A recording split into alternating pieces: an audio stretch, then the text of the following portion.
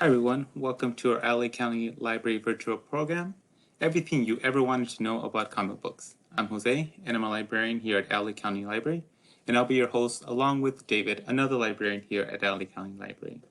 A few housekeeping things before we begin. Mics and videos have been disabled for the participants of this event. So, if you have any questions or technical issues during the program, please share them with us on the right-hand side of your screen in the chat. And make sure to set it to all panelists so that all the panelists can see your questions. We'll do our best to answer all your questions during the program. We are recording this presentation and we'll be sharing an edited version of this presentation with everyone who registered. I'm going to start by introducing our presenter today. But while I'm doing that, we'd love to learn a little bit more about you. So why don't you share in the chat why you're here, what you hope to get out of this presentation, and what made you fall in love with comic books to begin with. And now, I'd like to introduce to you our filmmaker and comic book guru, Scott Marcano, with today's presentation. Thank you so much. Thank you, Jose. I appreciate you having me here. I'm going to go to screen share, guys, so that you can see my wonderful presentation. It's a PowerPoint. So let me start that right now for you guys. Here we are. Everything you ever want to know about comics. Yes, my name is Scott Diablo Marcano. I got that nickname of Diablo because when I was in middle school, I used to tell a lot of ghost stories to my friends, particularly The Exorcist. I used to like to scare the crud out of them. And so they started calling me the Devil Boy. And, you know, it just kind of stuck as a nickname. It became Diablo. And when I started my own comic book company, it just fit because we do mostly horror comics. Well, today's going to be a lot of fun. You're going to learn everything you ever wanted to know about comics. And if you stay to the very end, I have a special treat for you. I will give every participant a free comic that my company publishes. So stick around to the end. This is going to be a lot of fun. All right, well, let's get started. Now, to begin with, we need to dispel one of the great misconceptions about comic books that has existed ever since there have been comic books. This has happened. People think that comics are bad for you. In fact, whole books have been written about the seduction of the innocent, how comics will destroy young kids' minds. Censorship boards have been created in the 1940s and 50s to stop kids from reading comics that were not approved. They've been banned periodically throughout the history of the United States. There's all this hate for comics. And it's not just a thing from the past. No less a pundit than Bill Maher recently chose the death of Stan Lee to go off about comics on one of his broadcasts, claiming that comics were destroying American culture and dumbing down American society. Martin Scorsese has also said that comics are destroying cinema. What's with all this hate for comics? I mean, parents routinely yell at their kids to stop reading comics and to read a book that doesn't have pictures in it. See, there's this whole misconception that somehow if you read a comic book is less than a real book and should not be read as opposed to a book that has no pictures.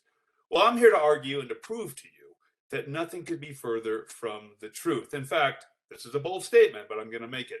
There would be no books in this world without comic books. Well, let me show you what I mean. Let me prove my point. Let's start at the beginning. Where do comics come from? Well, comics go way back in human history. I mean, like really far, far back. I'm going to show you a picture of the world's first comic. You ready? Here we go. And here it is. And I can already, I can't hear you, but I'm assuming I'm hearing a bunch of groans right now. People going, Diablo, that's BS. That is not a comic book. That is a cave painting done by cave people. You're absolutely right. In fact, what you're looking at is the oldest form of human communication ever found. These paintings were found in a cave in France. They're over 30,000 years old, and we found nothing older than this that humans ever did to communicate with one another. Now, these ancient people, they didn't have a written language, but they wanted to tell the story of their lives. So they painted it as a story with pictures on the walls of the cave. Now, this is what a comic book truly is at its essence. It's telling a story through pictures. Now, all early language began this way. Here's an example. Here's Mayan glyphs. And as you can see, the ancient Mayans, they didn't have a written language the way we do. They had a picture language. And if you knew what these pictures and these symbols represented, you could follow along what the ancient Mayans were trying to say. The ancient Mexica had the same thing. This is one of their codexes. It almost looks like a comic book, right? They didn't have a written language, so they used symbols to express what they were saying. Ancient Chinese writing developed out of pictures. In fact, people draw pictures of animals, and those pictures eventually became the characters and symbols of the Chinese alphabet. Egyptian hieroglyphics, the same thing. In fact, written language came directly out of this. Look at this wonderful little chart I got for you guys. This is the evolution of the alphabet. And as you can see, these pictures and symbols over time became the letters of our alphabet. And instead of representing ideas, they started representing sounds. And that's how we developed what we call the phonetic alphabet. But there would be no alphabet, hence no books, without picture drawing, without pictures telling stories. That's why I say comics really led to books, because it's a very basic human need to tell a story any way you can. Now, if we're talking about comics in the modern sense, we're talking about this. We're talking about a page illustrated that's separated by these boxes, if you can see my cursor. And these boxes we call panels. Now, sometimes these comic book pages are very simple like this. Anybody can follow them. Or sometimes it gets super busy and complicated like this. There's sound effects, there's dialogue, there's all kinds of things happening. But the idea is the same. We're going to tell the story mainly through the visuals, mainly through the pictures. Now, comics are one of the great inventions of the United States. Along with rap music, hip hop, and jazz, we invented the comic book. And it's a wonderful thing that we gave to the world. Now, comics came out of this political caricature. Around the time the country was formed, a lot of people were going around and drawing funny pictures of political figures to sway public opinion. And they'd pass these out on street corners and pamphlets. Sometimes they'd print them in newspapers. Well, this tradition of political caricature or ridiculing people in a funny way by doing drawings of them continued for many years. And then around the turn of the century, around 1900, we started seeing this in newspapers, what they used to call comedy stories. And that's where we get the term from. Comics from. Originally, these stories that appeared in newspapers were funny, and they would always have a punchline after 6 panels. And by the way, remember I said this, I'm going to quiz you later. All the panels were always the same size. There were these big uniform boxes, and there would usually be 6 across, and when you got to the final panel, there was the punchline of the joke. Well, this went on for many years, but then in the late 1920s, people started taking these comedy stories, and they started popping them out of newspapers and selling them as separate books on their own. And in fact, they stopped doing just funny stories. They started doing stories about detectives and the Old West and firefighters and all kinds of stuff like that. Well, these became super popular. And finally, there was a company in New York that was run by 2 gentlemen, and they came up with this interesting idea.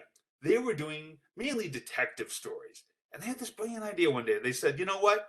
What if there was a detective who wasn't like other detectives? What if this detective had almost like magic powers, like they could fly and stop bullets and do all kinds of crazy things? Wouldn't that be exciting and fun for our readers?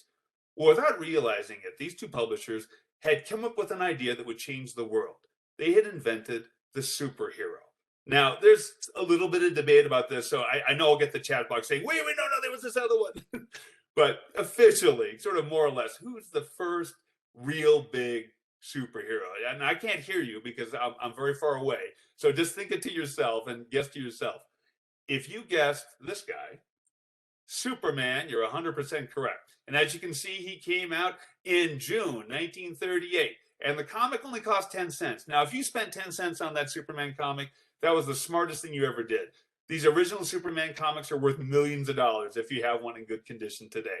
That's the great thing about comics. They go up in value. I'm not promising every comic you ever buy is going to go up and be worth millions. But if you take good care of your comics and it's a cool title, it'll probably be worth a lot someday. So hold on to your comics. Don't let them get thrown out. Mine got thrown out, and I'm still bitter about it. Anyhow, getting back to Superman. Superman was a huge hit right away. Everybody loved him. And what's not to love? He can fly, he can stop bullets, and he's also just a really good guy. He never lies. He never uses his X-ray vision to look through Lois's dress or anything weird. He's a super duper guy. Now, part of the popularity of Superman right away, I would argue, is because he fits into what's a very classic sort of human desire, and that is the archetypal hero. This goes all the way back to Greek and Norse myths, people like Hercules. That's really what Superman is. He's a super heroic figure who's stronger than an average person, and he also represents the best virtues of the human race and the civilization. And that's what people identify with in his character, and I've always identified with. People want heroes, and Superman was kind of the ultimate hero, so everybody loved him. Well, he was such a huge hit right away that this same company, the very next year, they said, let's come up with another superhero. So they introduced a new character the next year after Superman came out. Now, who do you think that character was? Think about it for a moment. And if you guess this guy, The Batman, you were absolutely right. And notice the company's name. They went by a couple names, but they were known officially as Detective Comics. To save room on the cover, they later shortened that name to just the D and the C. That's why we get DC. Just like the Superman comic, 10 cents worth millions of dollars today. But there was one big difference between Batman and Superman right away. Superman was really popular the minute he came out. Batman, not so much. People didn't get him so much. It was a couple of reasons. One, he had a very tragic backstory that people didn't relate to so much, that his parents have died in a robbery, and that's why he wants to fight crime. But mainly people did not get Batman because they thought he was kind of creepy. They didn't get why he was calling himself the Batman. Of all the animals to pick, bats are kind of creepy to most people. And so the readers were like, why didn't you call him like the Lion Man or the Dog Man? Why a bat? They're creepy, they squeak, they fly at night, they use echolocation, they're weird. So he struggled in his sales at first. But a couple years into his initial run, the writers and creators of Batman came up with a brilliant idea that would change comics forever. They introduced these guys. Catwoman, the Riddler, the Penguin, the Joker, the supervillain. See, before this, Batman and also Superman, they were fighting regular bad guys. Well, the writers of Batman decided, what would be really cool? What if Batman was fighting villains who wore strange outfits like him, had creepy backstories, and had superpowers just like he did? Wouldn't that be a lot of fun? Well, they were right. Everybody loved this. And in fact, within a couple years of introducing the supervillains into the series, Batman had started to outsell Superman because he had better villains. In fact, he had the Joker. And the Joker is about the third most popular character in all of comics. People love him. And this has become a thing in comics. The better your villain, the more people like your hero. So create great villains for your series, and you'll have a lot of people following your series. Well, this era of the 1940s and 50s, we call this the golden age of comics. And it's really about DC. DC had all the great heroes. They had Batman, they had Superman, they introduced Aquaman, Green Lantern. They came up with probably the best female superhero, Wonder Woman. They were killing it. But there is one other person that you should know about from the golden era of comics. And that's a person most of you have never heard about, but a person who's near and dear to all comic book fans. And it's this gentleman. His name is Will Eisner. Now, Will Eisner did a comic called The Spirit. Now, what made Will Eisner so beloved for people who like comics is, number one, just a brilliant artist. And as you can see on the illustration over here on the right, the black and white, there's a lot of personality to what Will Eisner does. And he can also do incredible amounts of detail. He's also credited as one of the originators of graphic novels. We'll talk about that in a sec, but he's often credited with creating the first one that was officially done. He's also credited with doing this. Remember I talked about the square boxed panels? They were all the same, going across the page, really boring.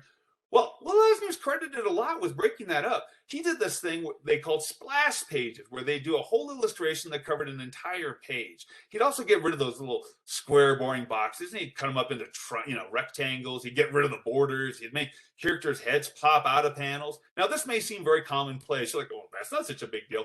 Well, it's not such a big deal because you've seen it a million times, because everybody copied Will Eisner and said, you're a genius. You're doing great layouts. This is so cool. So everybody started copying him. Well, he's so beloved for all the creativity that he brought to comics that the highest award you can win in comics is given away at Comic-Con every year, is named after him. It's called the Eisner. So, and by the way, if you're ever down at Comic-Con, please vote for Diablo Comics to win an Eisner. No, I'm kidding. Vote for the best comic you find. But, I'm not kidding. You can vote for me. No. Anyhow, we get out of the 1950s and we get to the 1960s. Now, we call this age of the 1960s, we call this the Silver Age of comics. And it's really about another company and a man who was competing against DC. Now, this company, they tried everything. They came up with great books, great heroes, but anything they put on the market died.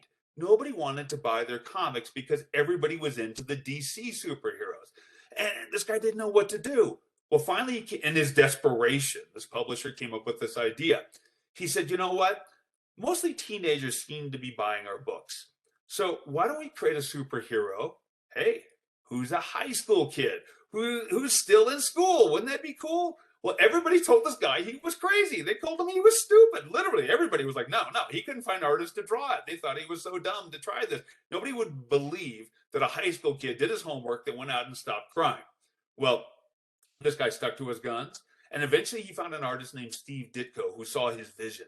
And Steve Ditko wrote the character and illustrated it for him. You want to see who the character is? I can see from the chat, a lot of you have already guessed. Yes, it's your family neighborhood Spider-Man. And the publisher's name was Stan Lee. His company was Marvel. Now, Stan was 100% right about Spider-Man. Spider-Man was a huge hit right away. Within a year of introducing Spider-Man, he outsold every superhero on the market, and he has continued to do so to this day. He is the top-selling superhero. In fact, Spider-Man was so popular, he led to Marvel becoming the biggest comic book company in the world, where they started outselling DC on everything. In fact, it led to Deadpool, Black Panther, the Avengers, the X-Men, you name it. It all came out of the success of Spider-Man. And if you've seen, Spider-Man No Way Home, he's still pretty popular. That's like the #1 movie this year, right? Well, everything goes great in the 1960s and 70s during the Silver Age for Marvel, especially. More and more comics are coming out. They start making movies about comic books. Independent companies start popping up left and right. But then we get to the 1980s and we run into a big problem. And here we go. It's represented by this picture. And in this picture, you see Spider-Man, and he's fighting all his worst enemies. And he's going to put all these guys in jail by the end of this issue of Spider-Man. But you know what happens? The next month, when you go buy a new Spider-Man, something weird has happened. All these bad guys and supervillains have broken out of jail again.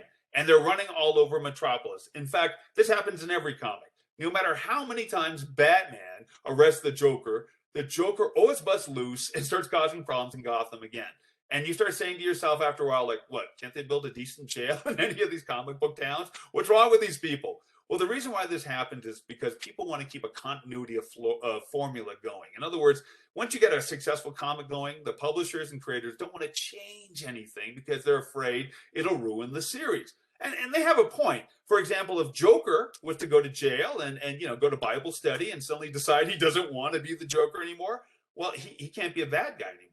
You just got rid of the best villain in all of comics. So you don't want that to happen. But, also, they don't want anything to change in the lives of the superheroes because the superheroes age, they get married, or even if they resolve their interpersonal conflicts, like let's say Batman goes to therapy and realizes, I'm over my parents' death, then you know what? He's not Batman anymore. And then he's not edgy and cool like he was. So they don't want any of that to change. So things have to stay the same, which is fine if you like getting the same thing all the time. But it can get a little boring and monotonous. And there's no character development. Like, think about some of you people who are younger. Do you think you've been in school forever? Think about poor Peter Parker. He's been in high school since 1962. Poor guy's never going to graduate. It's terrible. Well, finally, people finally started saying, especially the writers of comic books, that this sort of formula is getting boring. Why can't we create comic books that are more like novels? Because novels have a beginning and middle and an end in their stories. And people change. They go through heavy-duty life changes. That could be really cool. Well, there was a lot of attempts to do this, to create what's called a graphic novel. As I said, Will Eisner is often credited with creating the first. But the real big one, the one that really broke this loose, this whole art form of the graphic novel, was this little baby, The Watchman. Now, The Watchman originally came out not as a novel. It came out as single issue, where I'm moving my cursor up here at the top. You see it came out as one issue of 12. It came out over the course of a year. Now, I bought it when I was in college because, like, ooh, that cover looks cool. I want to check it out. And I was like, what's up with that clock down there? That's weird, too. Well, I bought it every month for a year. And when I got to the end of the year, I'm not going to give away the ending of The Watchman. I'm not going to be a spoiler, but I'll just say this. The story ends. That's all I'm going to say about it. A lot of characters die, and it's over. Well, I was blown away when I got to that last issue. I was like, oh, my God, did that just really happen? Did it just end like that? It can't just end. But it did. And then a month later, DC came out with the whole Watchmen series together as one big, thick book. And that became your first really big, successful graphic novel. Now, there was something else that made The Watchmen unique, besides the fact that it had a beginning, a middle, and an ending. It was this. Oops, let me see if I can get my thing to move forward. There we go. It was the characters in the book. It was very weird for people when they read it the first time. Normally, superhero characters are all good, and the supervillains are all bad. They're horrible. Well, The Watchmen was very different. The superheroes in The Watchmen were not good people. In fact, look at this guy where I'm circling my cursor. This is the character, the comedian. He's a superhero, but he's an alcoholic. He beats women. He's a horrible human being. He might as well be a villain. He's so awful. This guy, the Night Owl, he's a nice guy, but he's so insecure that he won't put on his Night Owl outfit and help anybody. This blue guy is Dr. Manhattan. He has godlike powers. He can do anything. but he's become so powerful that he doesn't care about the human race anymore. Ants, humans, it's all the same to him. He doesn't want to help anybody. The book had a very dark vision. It was saying if we really had superheroes, they would have all our human flaws, except they would be magnified. And instead of making the world a better place, superheroes would make the world a worse place. Now, that's kind of cynical, but there might be some truth in that. Power doesn't always make people better. And that was the point of the book, is that power would corrupt people, even if they were wearing capes. Now, this has become a thing in graphic novels, especially during this period, was to get into more complexity of characters and darker issues. Instead of the heroes all being good and the bad guys all being bad, it's more about the gray area between those two worlds, between good and evil. Some of the bigger titles from this era were, of course, Sin City by Frank Miller, which became a really cool movie.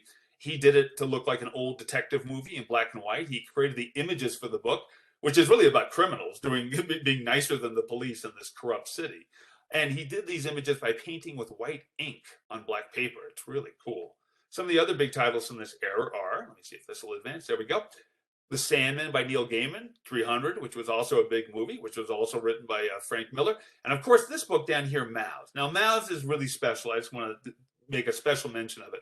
Mouse by Art Spiegelman is the only comic book or graphic novel ever to win the Pulitzer Prize. That is the highest award you can win in the United States for a novel, comic book or regular novel, and Mouse won. What happened was Art Spiegelman's family survived the Holocaust in Germany, and Art Spiegelman wanted to talk about it in a comic book form. But he was very creative about it. Instead of showing the Jews as people, he drew them as mice called mouse, and they're being hunted by Nazis who are drawn as cats and pigs. It was a very intense story and a very original way to explore a very difficult subject matter. That's why it won the Pulitzer Prize. It's a great book. If you get a chance, you should definitely check it out. Now, this was how graphic novels were in the 80s and 90s, about heavy stuff, the Holocaust, worlds coming to an end, corruption of the human spirit, all that stuff. These days, things have changed. They've lightened up a little bit. And you're more than likely to find a graphic novel that's along these lines.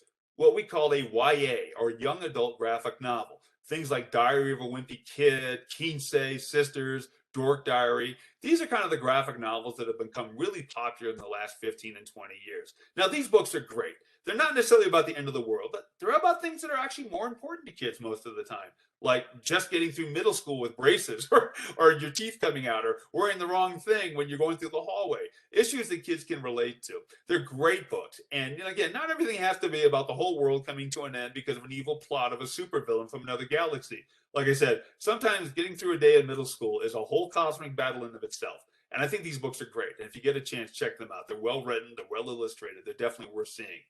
Now, no discussion of comics or graphic novels would be complete if we didn't talk about this genre. Probably almost my favorite. And that's manga. Now, what is manga? Manga is Japanese comics. That are from Japan. Now, there's a lot of great titles that are out there, including the first great one was, of course, Astro Boy, which has been made into an animated film, which started in the early 60s. Great comic book.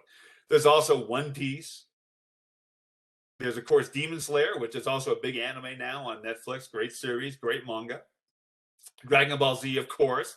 Naruto. Everybody loves Naruto. I probably pronounced it wrong. People always correct me. It's not Naruto, it's Naruto. I never get it right. I'm not going to try. One Punch Man, which is really cool. I love One Punch Man. It's also a series on Netflix. And, of course, Akira, which was also made into one of the greatest animated films of all time. Do yourself a favor. If you've never seen Akira, watch it or read the manga. It's amazing. It's a really good story.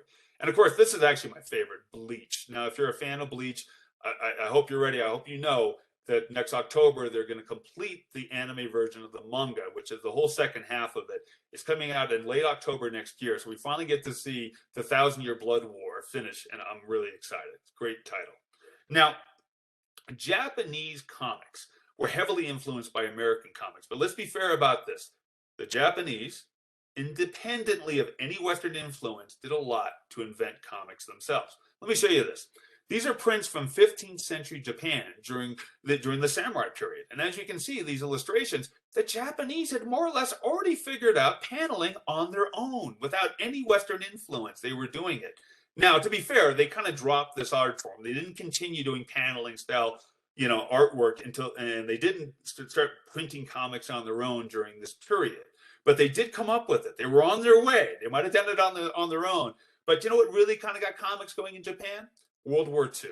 Following the defeat of Japan in World War II, American GIs were stationed in Japan, and they brought comic books with them, and they would start reading them, and they would pass them out to the Japanese public. And this really inspired a lot of people to go, oh, wait, that's really cool. We can do that too. That's great. So the Japanese comic book industry really got started in a few years after World War II, the late 1950s, 1960s. The Japanese started really making their own comics.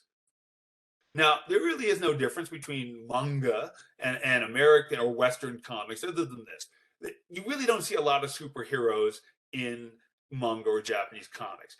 That's more of a Western thing. Japanese comics tend to draw on sort of like samurai culture, spiritualism that's part of Asian culture, ghosts and demons that come from their world. They try to emphasize their own cultural heritage rather than ours. So you don't find a lot of guys flying around with capes. The Japanese find that a little silly. They don't find it silly that a guy runs around with a sword and a cape, but they don't have Superman type characters. The other thing that you should know about if you read manga is that, it's a cultural thing, but the Japanese read their books in the opposite direction that we do. So if you pick up a non-Westernized manga and you start reading it and you're like, wait, the story just ended. It seems like it's the ending. It's because you're reading it backwards, dummy. I did that a few times. That's why I can say dummy, because I did the same thing before I got wise. Yes, you turn the book the other way and you read it this way. Now they put arrows in the books to help you. You will know exactly which direction to go. So that's a good thing. All right, moving along. How are comics made? Now I'm going to tell you the story how I put together a comic book from beginning to end so you can understand the whole process. Now, comics always begin with one thing. Every comic begins this way, with an idea. Now, this is a true story of how I got this idea for our best-selling graphic novel. This is the #1 book we do, and this is how I got the idea for it. I was doing a presentation, just like I'm doing for you now, at a kind of a rough school in South Central Los Angeles. And as I was doing my lecture, there were some students in the back of the room, and they kept raising their hand, and they kept saying, Diablo, we want to talk to you. So finally, I went up to them after the show, and I said, yeah, what do you want to talk to me about? And they said, Diablo, our school is haunted. And that's all they had to say. They had me at that. I was like, haunted, tell me the story. Well, the students started telling me this really creepy, but really weird and cool story. They said that there was this girl who went to their school many years ago. Her name was Nancy Hernandez. Now, Nancy went to church. She was a straight-A student. Everybody liked her. She was really sweet. Everybody liked her, except for this gang that also went to the school that was called the Black Widows. Now, this gang started beating up on Nancy. They started bullying her all the time. And then one day, they cornered her in the girls' locker room, and things got out of hand. They pushed her, and she tripped and fell on the floor, and she cracked her head open. And according to the students, this poor girl died. And the Black Widows snuck out of the bathroom and lied about it. And they got away with the crime. But according to the students, the ghost of Nancy Hernandez came back to the school. And she started haunting the school. And weird things started happening everywhere. And then the ghost started stalking the gang. Whatever one of these gang girls' nickname was, and they all had weird gang girl nicknames, that's how Nancy would try to get her revenge on them. Yeah, as you see in my graphic novel. Well, I don't know if the story is true, by the way. I went all over that school calling out for the ghost, and the ghost never answered me, to my disappointment. But I thought it was a cool story, and I thought I got into issues of bullying and surviving high school and social issues about urban schools. I thought was really cool. So I decided to do a graphic novel about this urban legend. And the first thing I do to start this graphic novel, I have to go back to my company, and I have to convince people that it's a good idea. So what I do is I write up what's called a one sheet. We call it a one sheet because it's literally on one sheet of paper, and it just summarizes the idea. Well, I give it to people in my company. I say, "Is this cool?" And and this mostly they tell me my ideas are stupid, but this time they said, "That's a good idea. I like that idea. That could be creepy and cool." So the next thing we do, we create what's called concept art. We have artists come in and draw all the characters, so we can see if the book will look cool. And here's some concept art that we did for the book. And we're like, wow, these characters are going to look good. Look at Ratita. She looks like a rat. This is going to be a good book. It's going to be a lot of fun. Let's do it. Well, the next step we have to do, just like when you go see movies, the actors are not making up the story as they go along. God forbid. That would be terrible. I say that as a writer. We have to write a script because comic books are the same way. The artists don't usually just draw whatever they're thinking. They're following a script so they know where they're going. Well, funny enough, comic book scripts are written just like film scripts. And since I work in Hollywood, I knew right away how to write a comic book script because it's just like a film script. The only difference is sometimes we'll write panel 1, panel 2, or 3 up here. But mostly it's written in the exact same format as a film script. The lines in the middle, it just tell the artist who's speaking and what they're going to say in the dialogue bubble. Now, after we get done with the script, we have to hire an artist. Now, at my company, usually what we do is we have a competition.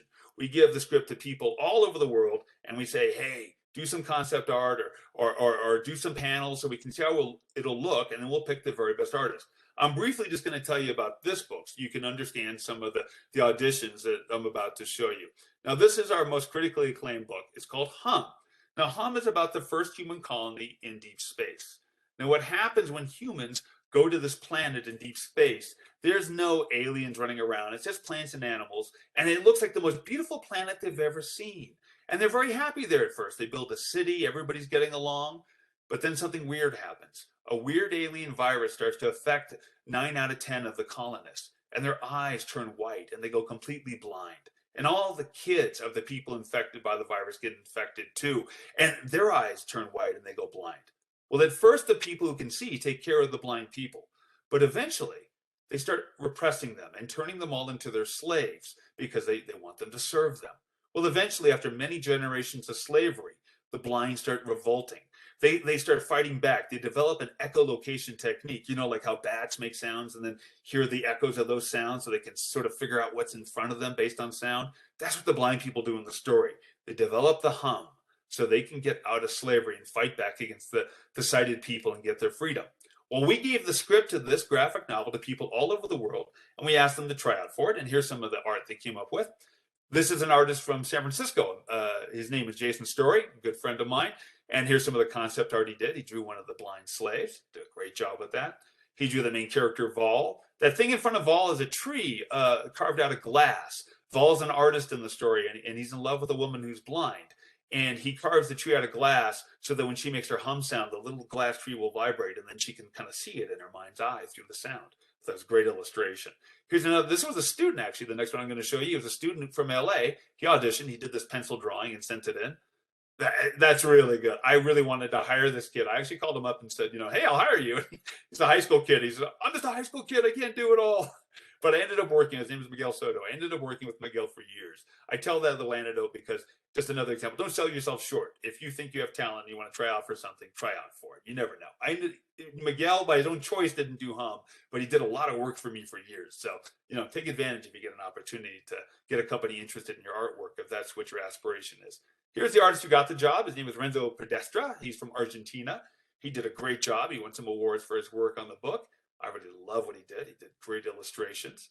Now, the way we get to a finished page like this is a 4-step process. And I'm going to walk you through how we get to a finished killer page like this. The first step in the process is called penciling.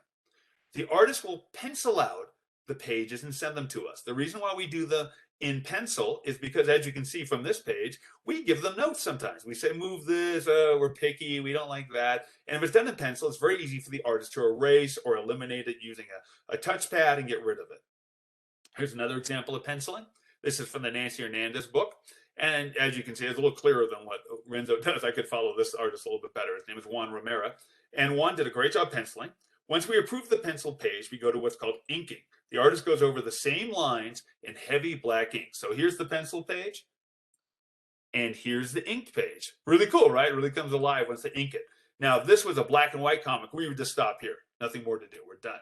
But if this is a color comic, we got to go to the third stage. And let me show you an example of that. The third stage is called coloring. Now, here's an ink page from a book that we have coming out next year. And as you can see, you can still see some of the pencil lines beneath it.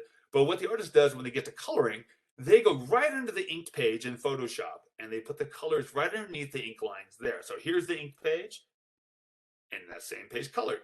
Boom, done. The last thing we have to do is the fourth stage, and that is called lettering. And that just means all we do is we create a layer in Photoshop, and we put all the words in for the dialogue. Actually, the sound effects are usually added onto the ink or coloring page, if you were curious about that. Just the dialogue at the lettering stage. Here's another example of the process. I'll show you real quick. This is a sketch of the ghost from the Nancy Hernandez story, and you're like, oh, Diablo, that's cool, but it's not that scary. And then look at her when she's inked. Yeah, way better, much scarier, much cooler. And we like this so much, we actually use this for the cover of the book, so we went to full color on it. Bam, really cool. And that's the process of how we put together a comic book page. Now, you guys living today are so spoiled. When I was a kid, we barely had any comic book, anything. We had bad Spider-Man cartoons, and then it was a big deal when they made the Christopher Reeve Superman movie. We're like, oh my God, they finally made something out of a comic book. You guys are spoiled to death. Not only do you have the Marvel movies, which are amazing, and the DC movies, which are totally amazing, practically everything in pop culture is based on a comic book. For example, The Walking Dead is based on a comic book. And funny enough, not a very good selling comic book either. As you can see the price here, it's sold for $3. Nobody bought the Walking Dead comic. I don't care what anybody tells you, they didn't buy this book. Nobody bought it. But somehow miraculously it got picked up by a TV company, and they ended up making an incredible TV series about it. And now these little comics that sell for $3 sell for $50, $60, $70 if you have an original one. So another example of don't throw away your comics. Even if you think it's The Walking Dead and it's going to suck, you never know. It might become a TV series, and the thing you're holding might be worth a lot of money. Here's another great example. Riverdale, which is based on the Archie comics, the wholesome, sweet Archie comics from the 50s, the most wholesome comics ever, turned into PG-13/R-rated Riverdale, which is cool. I'm glad they did a new spin on it, but it's based on the wholesome Archie comics from the 50s. Of course, The Boys is a very cool series. It's based on comic book. It's on Amazon. It's kind of a sort of a twisted version of superheroes, much like The Watchman, except it has a much more of a sense of humor. But it's pretty cool. You should check out if you get a chance. And I love this series too. The Umbrella Academy, which was based on a graphic novel series. Really cool. I would definitely recommend checking out the Umbrella Academy if you get a chance. Now, here's something else in the world of comics I definitely think you should check out. Comic book conventions. Now, these were shut down, obviously, because of the pandemic for a long time, but they're coming back now. I just did the Dallas show. I did the big Manga Con down in Florida recently, and they're going to have Wondercon this year in LA. These shows are fantastic. Now, the biggest show is Comic-Con in San Diego, of course, which is hard to get into. But there's at least 5 or 6 shows in LA that are easy to get into, and you should check one of these out. They don't cost very much money to get into. And when you go, you can dress up as your favorite character. That's called cosplaying. People will take your picture and put you on Instagram. You can win money if you have a great outfit, and you can win prizes. All the actors and creators of comic books and comic book related materials show up at these things, and they're very accessible. You can get their autograph. They'll show advanced clips of things that are coming out in trailers, and you can buy cool merchandise from all the different vendors there, including me. I sell great merchandise. If you say you were listening to me at the LA County Library webinar, maybe I'll give you a discount because I'm cool like that. So bring it up if you see me at one of these conventions. Now I'm going to show you this. Now, a reason why I show this slide is because after I do one of these presentations, people are always coming up to me and saying, Diablo, everything you said is so cool. I love it. I love comics. But you know what? I could never work in comics. I can't draw. I'm a terrible drawer. I'm not a good artist. It's only for good artists. Nothing could be further from the truth. And that's why I want to show you this slide. Now, everybody knows Homer. Everybody knows Bart. Nobody knows the guy in the middle. They're like, who's that guy? The guy in the middle's name is Matt. Now, Matt Groening is an artist, but not a very good one. And I guarantee you, everybody listening to me right now can draw as well as Matt Groening. And he would be the first person to tell you that. He admits he's a terrible artist. He can barely draw a straight line. Homer and Bart are the easiest characters in the world to draw because of that. Now, Matt Groening was doing little cartoons in a publication called the LA Weekly many years ago, and a TV producer approached him and said, can you do a 10-minute cartoon for our show? He didn't know what to do. And then finally, after racking his brain, he said, you know what? I'll just do my family. He liked to make fun of his own family. His dad's name was Homer. His sister's name was Lisa. His mom used to have a big wacky hairdo. And he was a bratty kid growing up who rode a skateboard. So he basically made his own family into a cartoon called The Simpsons. And it went on to become probably the most popular TV show of all time, if not the greatest animated show of all time. It's a great example of you do not have to be as good as the people who do the covers of DC and Marvel comics to work in comics. If you're a good storyteller, if you're funny, there's a place for you. Even if you're just good at coloring or something, you can be a colorist. That's a whole job in the comic book industry. So don't sell yourself short. So now you're saying to yourself, how the heck would I ever get started in comics? Well, here's a great idea. This is a wonderful website. It's called makingcomics.com.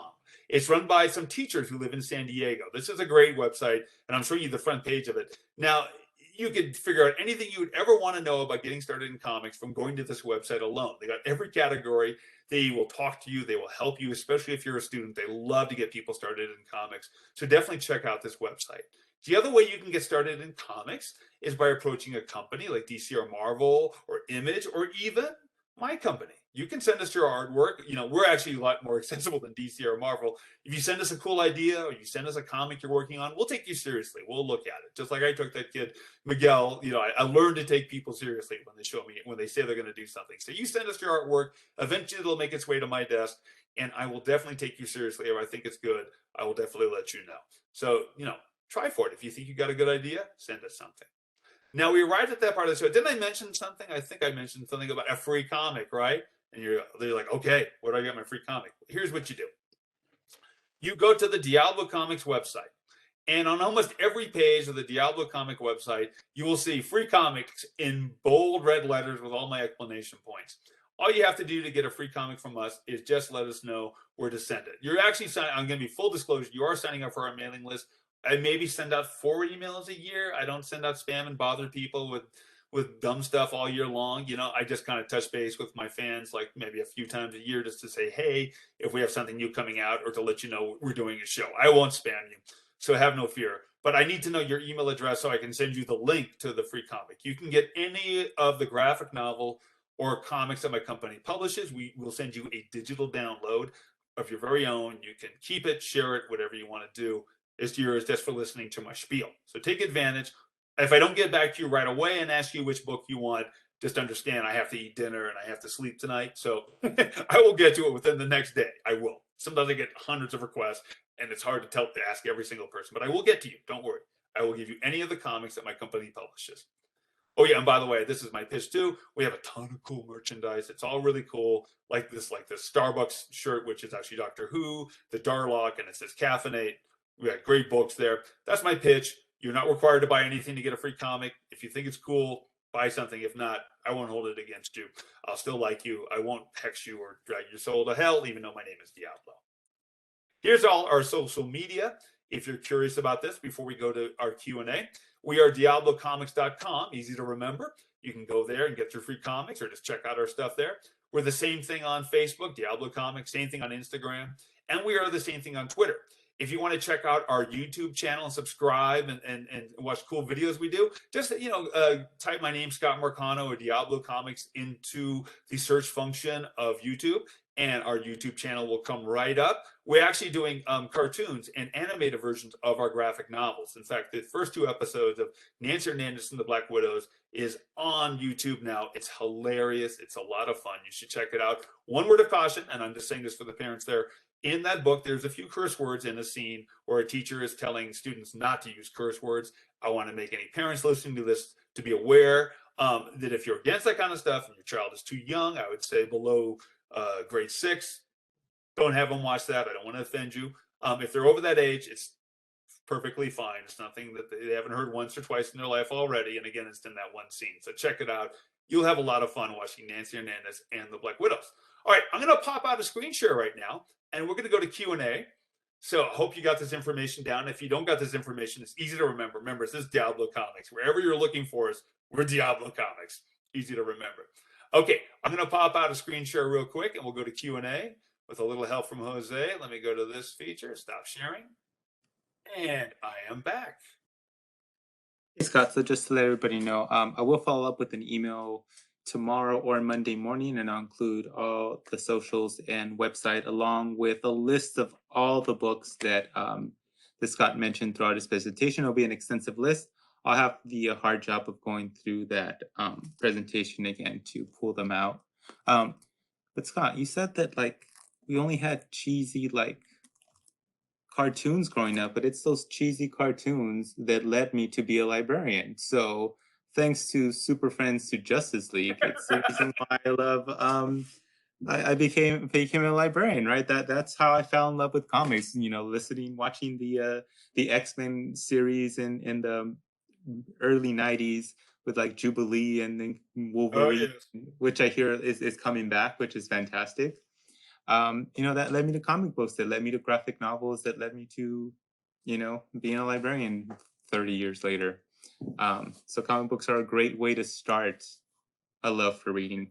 So all the parents up there, that's a great start. It's the gateway to reading, comic books. Absolutely. That's how I got started as a reader too.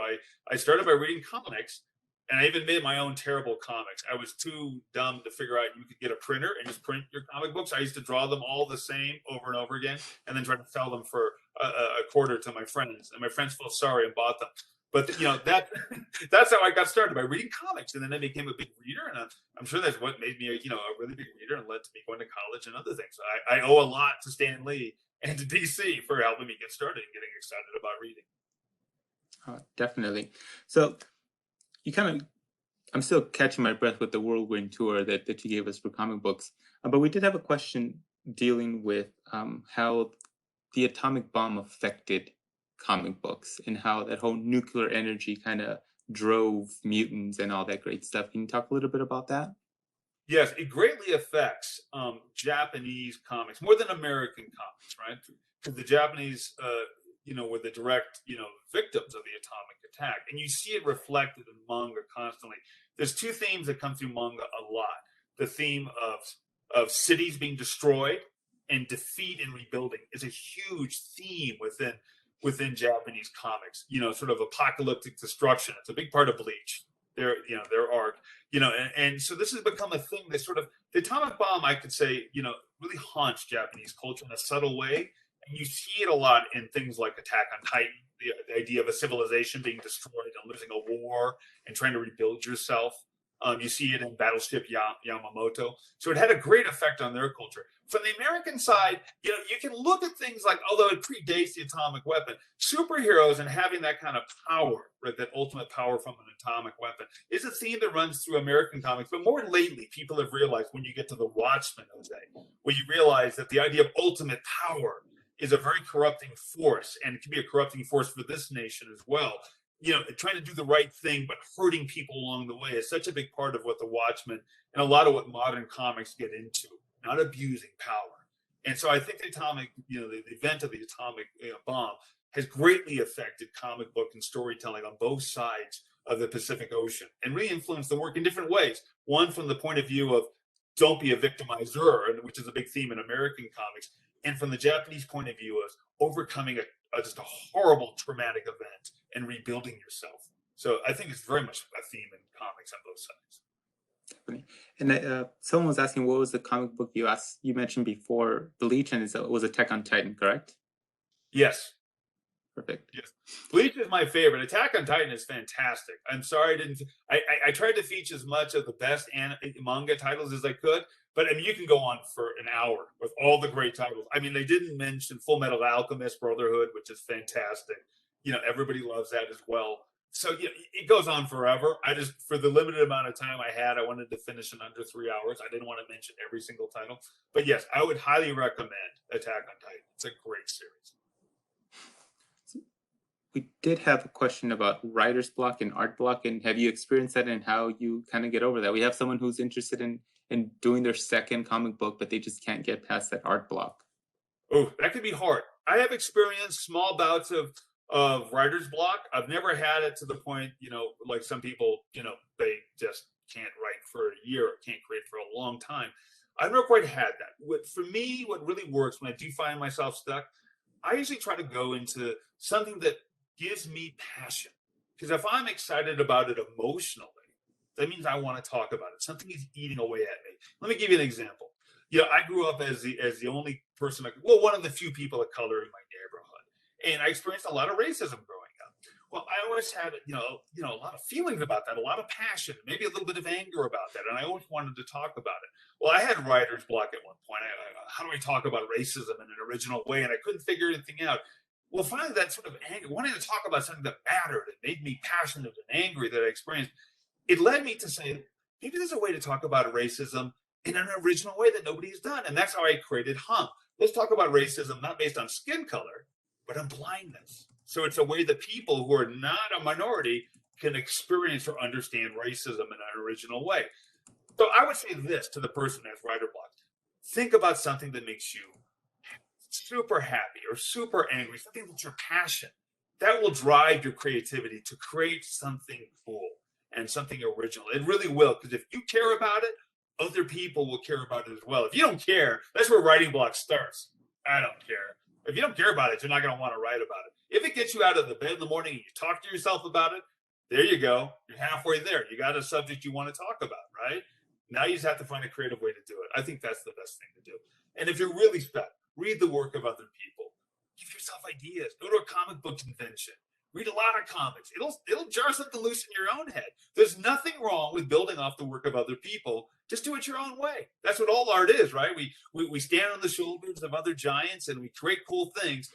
No art was created in a vacuum. So look at other people's work; it will inspire you. You can get started. Talking about attending comic books, do you know where Wondercon is taking place this year? I know traditionally it's in Orange County. Is it moving up here to LA? No, as far as I know, the last thing they sent down to me, which was a couple weeks ago, was they were still planning on doing it at the Anaheim Convention Center. Now that may change. They may move it to the LA Convention Center, but they may not. They got a lot going on. They have a Kamikaze there already. I think they have the LA Comic Con there as well. So I think the feeling of the Comic Con people is that WonderCon should stay in Anaheim because, it separates it from the LA thing. But, who knows, because of COVID protocols, they might decide to move it. We'll see. Hopefully not. I mean, I'm sure you would love it because you don't have to drive as far. But for me, it's all. I live in New Mexico, so for me, it's the same long drive. It doesn't matter. But we'll see what happens. But yes, so far it's still at the Anaheim Convention Center. So you talked a lot about like graphic novels and the rise of graphic novels in the 80s, with like the Watchmen and Mouse. What was happening on the traditional comic book end during that time period? What was going on with Superman and Batman? Were they seeing an effect? Were they seeing a residual effect of the graphic novel? Yes. Well, it's interesting because regular comics had been trending towards more social issues during that period. Now, a lot of times people will say things like, "Oh, comics aren't woke" until recently. No, they were pretty woke. If you really go back to the 1970s and even the 1960s, they were dealing with drug addiction with the Green Lantern in the 1960s. They were dealing with racism and introducing characters of color into the narrative in DC and Marvel stories starting in the 1970s. Now, during the 1980s, during that period, they were doing more of that. They were trying to start the Black Green Lantern. They were introducing more characters into the series and experimenting a lot more with integrating comics during that period. The Watchmen really changed that because the Watchmen really said, hey, characters can be bad, right? It kind of gave license for Batman to be a little darker than he normally was. And that's why right after that, that's where you see the Dark Knight series by Frank Miller, right? The 4-book series where Batman actually contemplates murder and actually more or less kills the Joker in the story. That's like, oh my God, did he just do that? I can't believe it. Comics took a much darker turn after the Watchmen that became kind of the thing. A lot of people would argue it's gone too far, that there is no good, decent hero anymore since the Watchmen. They've all swung so far to being sort of like, I'm edgy, I'm dark, I don't have it, I'm bad, I drink, I do this. But it's coming back this way. But yes, they were already trending in that way. And what I would say is that the Watchmen, instead of being sort of light social issues or getting into social justice issues, really pushed them into saying, okay, we're going to talk about social justice.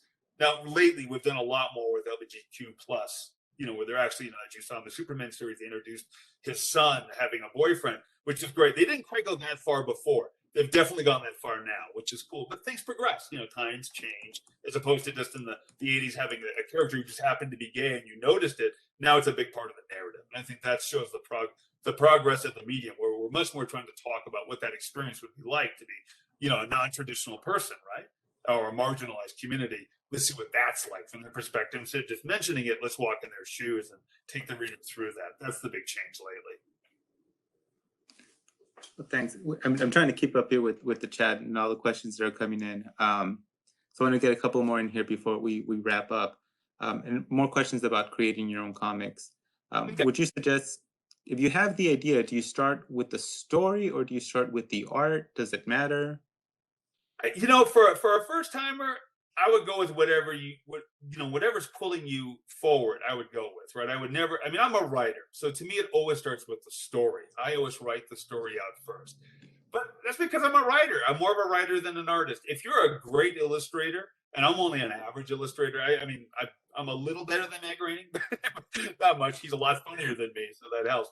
But so that's why I start with writing. But if you're a really good artist, and a lot of artists start their comic books this way. For example, Tito Kube, who does Bleach, he just drew characters. That's where Bleach really started. Him just drawing the characters, almost like concept art. And then he created the story around them. And he didn't even figure out the whole arc around them. He just kind of got issue to issue into it. And then after maybe I think the story is like 10 issues in, he finally started thinking of this overarching story about the Stole Society and all this stuff. I think it came later. So I think it's whatever works for you. I would never say you have to write the story first. If it comes more naturally to illustrate first, do that. But at some point, you need to figure out the story. It helps a lot if you have written it out and figured it out. You're not just improvising every single day because it's a lot of work. What if you draw 10 pages and then you realize you just have gone into a dead end? It's a big bummer. You've done a lot of work. Probably a little easier to at least outline your story in broad strokes before you start illustrating every single thing. That's just my advice. But hey, if it works for you, do it that way. Who am I to say? Some people may just bang it out and it's perfect the first time they do it.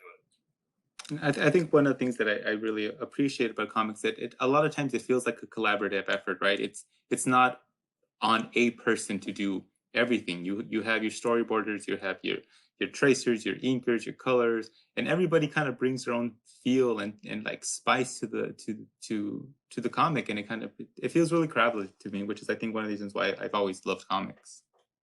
Yeah, incredibly collaborative. And it requires a team of people working together cooperatively to create. I mean, film is that way too. I think people have this impression it's the director. It's not. The director has a script and the actors do the acting. It's a team effort. And the same in comic books. It really, even if you're the writer or the publisher, you need everybody. That's when people say Stan Lee created all this stuff. No, he didn't. Yeah, Jack Kirby. He had Steve Ditko, these wonderful, and the colorists and the people who did that's a lot of work. That's 4 or 5 people working on every single page together. It's a lot of work, and it takes all those people working together and adding their creativity. I can't tell you how many times artists have saved me from my dumb writing where I write something that's stupid, it doesn't work, and they'll say, Scott, I don't want to draw this. It's, what if we did this? And I'm like, oh, okay, perfect, great, exactly. Thank you for saving my butt. That looks so much better. You need to hear input from other people and have a good relationship with people creatively you work with. If you do, you'll create great books. If it's a dictatorship or you just can't hear other people's input, you're just going to create crap. That's just my opinion, especially when it comes to comics. If you want to be a solo artist, become a solo musician. If you want to work with people and share ideas, work in comics. That's really what this medium is about. So we are coming up at the top of the hour. So I really want to thank you for giving us an hour of your time, and more than that, the setup and everything was amazing. So I really want to thank you for everything that you've done today to present to our audience. Just one final question. Besides everything on the Diablo Comics, website, what do you suggest people read? What new comics, what new things are you reading that you're really excited about? Ooh, well, I would definitely recommend. This is a slightly older comic, but I think this is really good, especially for girls and women who are into comics. Read Saga. It's such a good book, and it's so underrated, and it was done by female artist. I think that's fantastic. I would say that the Demon Slayer series, which is also being done as anime, is really good. The manga is excellent. I'm personally going back, and I'm actually rereading Bleach from the beginning. My wife got me the manga collection. It's like 40 books long of the entire Bleach series. And I'm going back to the beginning because the second half of the anime is coming out, and I want to be on top of it. So I'm reading that. I definitely recommend those. One Punch Man is fantastic. Of the American comics out now, Spider-Man is very well written. And again, I don't want to get too political with people. There's some really good comics that people would say that I think are good. There is some criticism of them that they're quote unquote too woke. Things like Nubia, that came out. But I think it's each his own. I think that I don't want to get into the politics of comic gate, as we call it, where conservatives are fighting liberals over are they too woke or not. I think that Nubia is well written. I think it's fine, but you have to agree with the politics of it. But I think if you want to see something different, I think that's a really good book to check out. I would definitely say it's worth seeing. I think The New Gods is a great series. Hellboy is fantastic. You can never ever go wrong with Hellboy, in my opinion. It's always great. And Shannon Wheeler does great stuff. He actually did an illustrated book. I see Shannon at Comic-Con. He did a version of the Bible where he illustrated the Bible, and on the cover, it's God actually flicking somebody in the head saying, I'm really disappointed in you. And they actually illustrated the parts of the Old and New Testament. Now, it sounds like it's sacrilegious. It's not. It's done from a very sincere point of view.